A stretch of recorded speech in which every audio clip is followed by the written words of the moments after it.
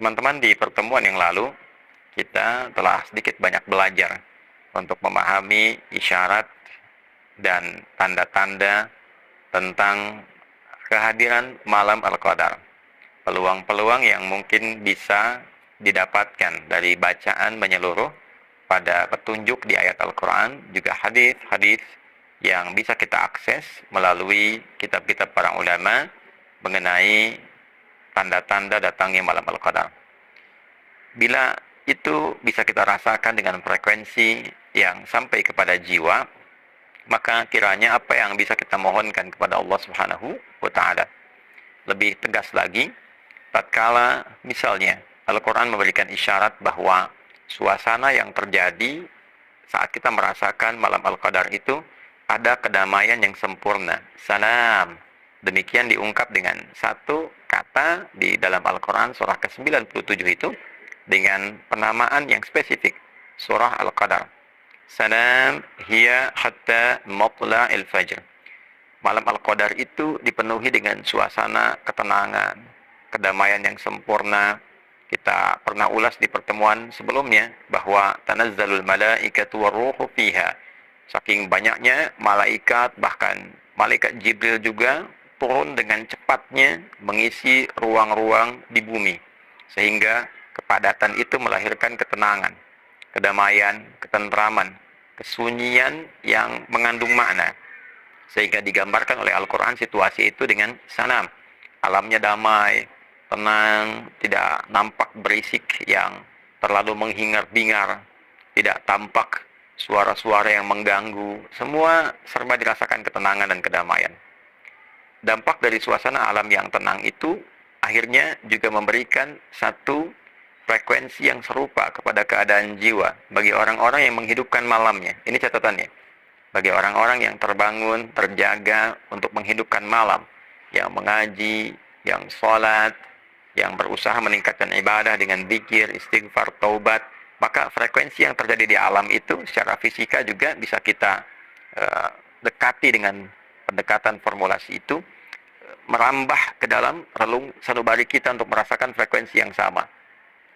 Bila tidak keliru dalam teori fisika, ketika kita memiliki satu rasa dengan frekuensi gelombang tertentu, maka alam pun membaca itu sehingga terasa akan ada penyatuan. Ya, dan itu bisa berdampak juga terbawa ke suasana sekitaran ya. Ya, saat seseorang merasakan kantuk ketika berkumpul dengan beberapa orang dan memiliki gelombang yang serupa akan menyebar, boleh jadi juga yang lain akan menguap begitu seterusnya. Ya, dan ini yang memberikan kesan kepada kita bahwa suasana tenang di alam ini dan seseorang mengisi dengan meningkatkan amal solehnya di malam-malam itu, maka terjadi kesamaan frekuensi. Kesamaan frekuensi inilah yang memberikan kedamaian kepada jiwa. Kok beda rasanya dengan malam-malam lainnya? Lebih tenang, lebih damai, lebih enak ke hatinya, lebih melapangkan kepada jiwanya. Dalam suasana itulah kemudian Sayyidah Aisyah radhiyallahu taala anha bertanya, mengonfirmasi kepada Nabi sallallahu alaihi wasallam yang kelak ini didokumentasikan oleh para ulama di kitab-kitab hadis yang sampai kepada kita sebagai bimbingan. Sayyidah Aisyah radhiyallahu taala anha bertanya pada Rasulullah sallallahu alaihi wasallam, atau kama qalat, "Ya Rasulullah, ara'aita in 'alimtu ayya lailatul qadri ma aqulu fiha?"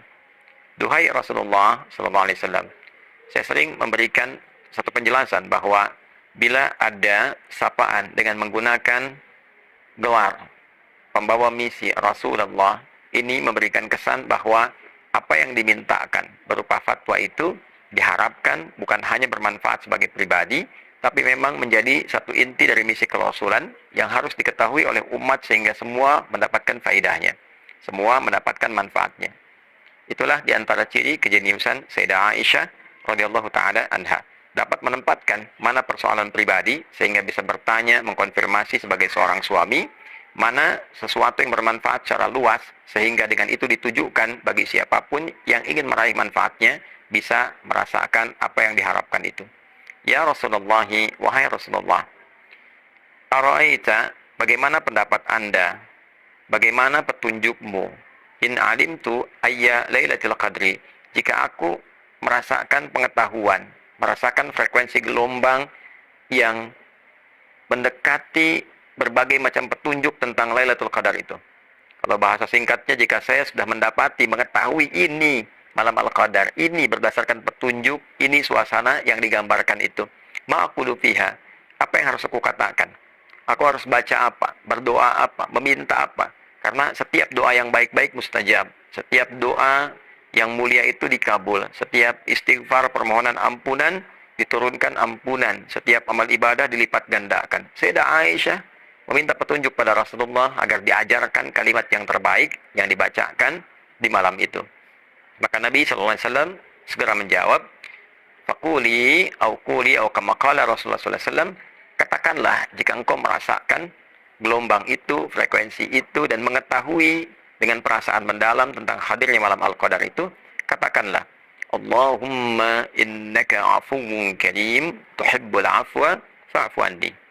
Allahumma innaka afuwun, di riwayat lain, tuhibbul afwa, fa'fu anni. Allahumma, duhai Allah.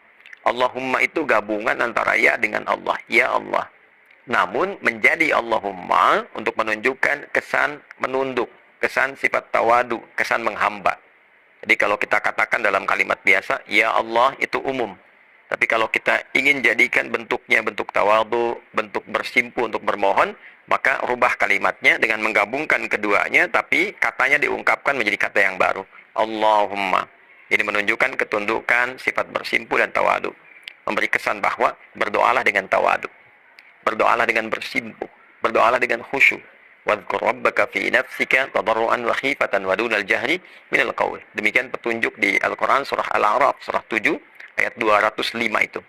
Sebutlah nama Allah, minta dengan segenap rasa jiwamu dengan khusyuk, dengan memohon penuh harap. Ya Allahumma innaka afuwun. Sungguh engkau maha pemaaf, maha pengampun, maha penghapus dari segala yang salah. Karim, engkau pun maha mulia, yang sangat memuliakan orang-orang yang mau kembali kepadamu. Tuhibbul afwa, engkau mencintai seluruh sifat pemaafan dan ampunan. Engkau yang paling suka mengampuni, engkau yang paling senang memaafkan. Fa'fu anni, aku mengakui banyak salah, untuk itu mohon maafkan kesalahanku. Aku mengakui banyak dosa, untuk itu mohon ampuni seluruh dosaku. Aku mengakui banyak khilaf, untuk itu mohon ya Allah sempurnakan dengan segala kebaikan yang menutup seluruh khilafku. Ternyata yang diminta oleh Nabi SAW kepada umatnya adalah memohon ampunan Allah, mengoptimalkan taubat.